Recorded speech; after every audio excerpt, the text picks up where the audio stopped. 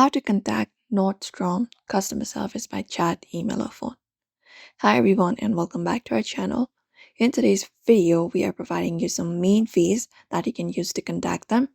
And you can just go over and use those if you need help with order, return, account, or product in question. So let's get started. So for that, within this website right here, the method we can use is in the top right corner, we can find a profile option that we can click on. And once we click on it, this opens up. Now, from the given menu, all we gotta do is scroll down, and at the very last option, we should be finding an option called Contact Us that we can tap on.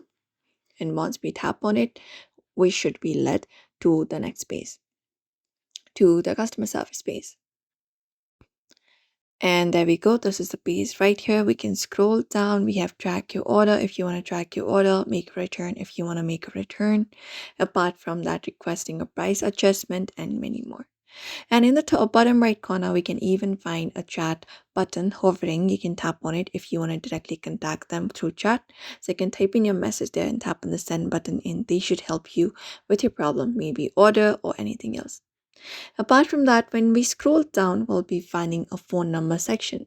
So if you want to contact them through their customer service phone, you can look out for this option right there and directly contact them and go ahead and, ask for help, and a representative can also assist with your order tracking, returns and exchanges, billing and refunds, and many more.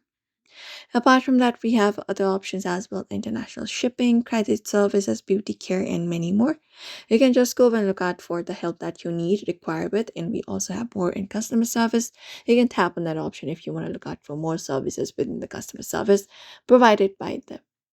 And that's it, everybody. Usually, this is how you do it. So, we hope this video was helpful. Make sure to give this video a like and also subscribe for more tips and tutorials.